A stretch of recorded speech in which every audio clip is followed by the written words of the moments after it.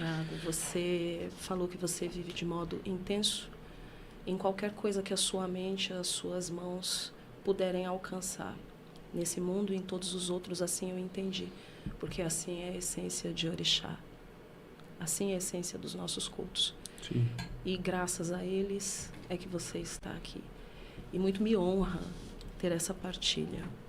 Você pode contar pra gente como é que foi a sua caminhada espiritual até você chegar a esta construção multifacetada do bem que é você? Olha, o sagrado sempre me fascinou, né? Eu tenho uma família multiecumênica. Gosto. Né? Então, eu vou começar do ancestral mais antigo que eu conheço, que era a minha bisavó, né? A minha bisavó, ela era juremira, né? Era aquelas mulheres que andavam com um galho no bolso mesmo. Porque se o sagrado dela despertasse ela benzer alguém para o medo, para a angústia, para a maldade, para a depressão, ela nem perguntava se a pessoa queria. Ela falou assim, vem aqui, menina. E já começava a rezar e abençoava aquela pessoa naquele momento. E a minha bisavó era uma mulher extremamente rústica, assim, sabe? Ela não tinha muito... Tolerância zero. Tolerância zero.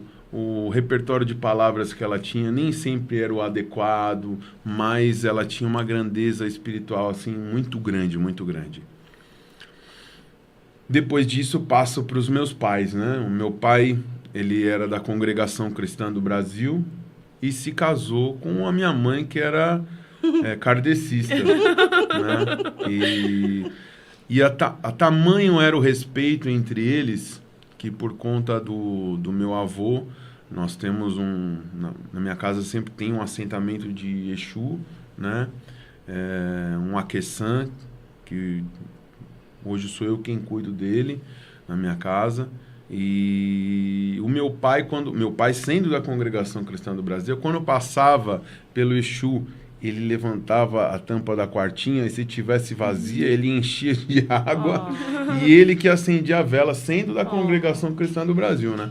Então, assim, eu tive um respeito ecumênico, né? Forte. Uma liberdade do que eu poderia cultuar para acessar o meu sagrado, porque a religião vem disso, né? A palavra religião vem de religare, que é religar, conectar o Criador à criatura. E a maneira com que a gente estabelece essa conexão é a nossa religião. Então, se a minha religião, se a minha maneira de me conectar com o sagrado fosse colocando o violão no colo e cantando, essa seria a minha religião. E eles me ensinaram desde cedo que existiam grandes avataras, grandes seres iluminados em várias sociedades distintas que podiam trazer essa conexão com o que a gente tinha de mais precioso. E com essa liberdade, é duro falar isso, é difícil falar isso, mas com tamanha liberdade a gente não sabe o que fazer. É como a música cantava, né? O que é que eu vou fazer com essa tal liberdade? A gente não sabe o que fazer com a liberdade. A gente fica meio sem diretriz. E foi através de um amigo que hoje não está mais aqui com a gente, já fez a passagem espiritual, que também era um menino de Xangô, que a gente decidiu se iniciar no candomblé aos 16 anos. Nós, no mesmo barco, saímos 2 Xangôs, filhos de uma... Que barco! De uma mulher de Ogum, assim, né? A dona Silvia, que, abraçou tudo que eu tinha, da maneira que eu tinha, sem me julgar, e falou assim, o que você tem é precioso, eu não preciso ficar te direcionando de nenhuma forma. E ela também, ela era filha de Joãozinho da Gomeia, da Bahia, e ela trazia muita riqueza na cultura, na responsabilidade espiritual dela, e ela era tão lúcida, tão lúcida, tão lúcida, que em determinado momento ela chegou para mim e para esse meu amigo, que além de ser filho do santo dela, era filho carnal dela. Ela virou e falou assim: olha, vocês dois entraram juntos, vocês dois vão sair daqui juntos. E a gente assim, como assim sair? Eu não tenho mais nada para ensinar para vocês. Vocês precisam procurar o caminho de vocês. Eu demorei um pouco ainda, porque eu sou muito preso a essas raízes, assim, principalmente se essa ancestralidade é uma mulher, eu fico muito preso, né? E eu só vim descobrir isso muito tempo depois, né? Para quem conhece os Odus de Ifá, o meu Odu é o Odu Osameji, é o Odu que trouxe as mulheres para a existência. Então, essa coisa do feminino na minha vida, assim, sempre foi muito grande, sempre foi muito... foi uma responsabilidade muito grande, né? A minha própria mãe mesmo hoje eu tenho consciência, estudo, e eu sei o que é o sagrado feminino, a grande deusa que existe sentada ao lado de Deus, né? Mas eu não sabia, não tinha consciência disso intelectualmente, mas o meu coração já fazia eu respeitar a minha mãe como figura sagrada que ela era para mim, como a deusa que ela era para mim. Desculpe interromper, eu posso ser aquela quem vai assisti-los? Eu tô tão emocionada, Amor, já desde o aqui, início. Eu tô olhando para ele como fã. Eu tô olhando para ele como fã. E aí, com isso, fez com que eu buscasse o meu caminho. O meu caminho, então, foi procurar as grandes mães ancestrais. Yamin e Oxorongá. Então, em São Paulo, existia um surto de pessoas que estavam buscando iniciações nigerianas e africanas, e não foi diferente para mim. Você me dá porque licença, tá? Fica à vontade, meu irmão. Não foi diferente para mim, e eu fui buscar essa iniciação. E é lógico que o africano estava querendo ganhar o dinheiro. Obviamente. E ele não ia deixar de ganhar o dinheiro dele, mesmo compartilhando o sagrado dele comigo, ele não ia deixar de ganhar o dinheiro. E hoje eu sei que, como homem, não tendo útero, eu não posso ir até o final do culto de Yamin Oxorongá. Eu vou ser barrado em determinado ponto, e o máximo que eu posso ser é um Oxô, é um bruxo, né? E depois disso acontecer, ele falou para mim, depois que eu fiz toda a iniciação, foi lindíssimo, não me arrependo em nenhum momento, né? Eu acho que eu não deveria ter tomado outro caminho, tinha que ser esse caminho mesmo. Mas depois que eu terminei, ele falou assim: olha, você é homem, você precisa iniciar em Ifá, não precisa iniciar em Yamin. Yamin é um culto de ancestralidade feminina e tal.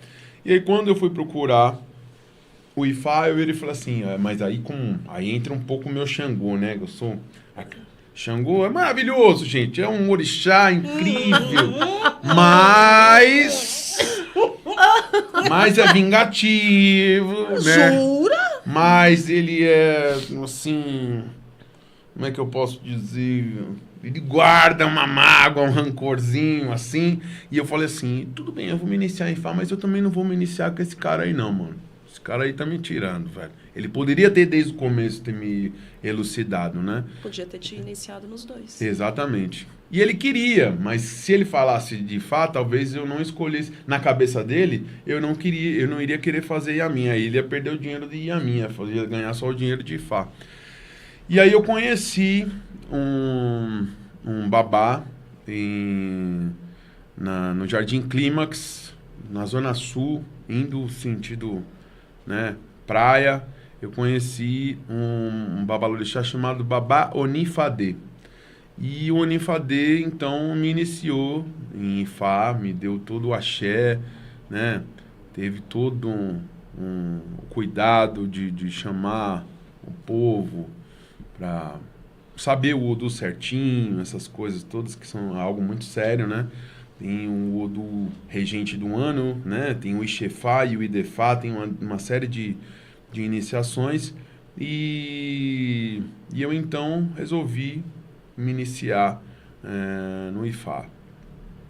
É lógico que todo iniciado que pretende conversar com o sagrado precisa do maior tradutor que a espiritualidade conhece, que é esse cara sensacional chamado Exu, né? Então, eu me iniciei em Exu.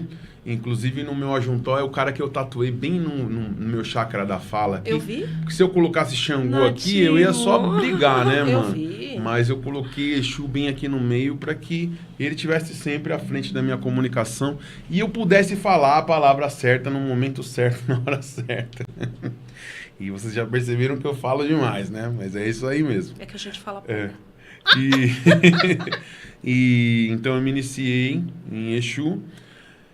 E continuando a minha caminhada, um certo dia eu tenho uma oficina de luthieria, né? Eu faço instrumentos musicais, além de todas as coisas que eu faço na vida. Não deixou nem eu entrevistar, olha. Ai, tá Não, vai chegar lá. vendo? É porque senão eu não consigo contar como é que eu cheguei Lógico. na maçonaria.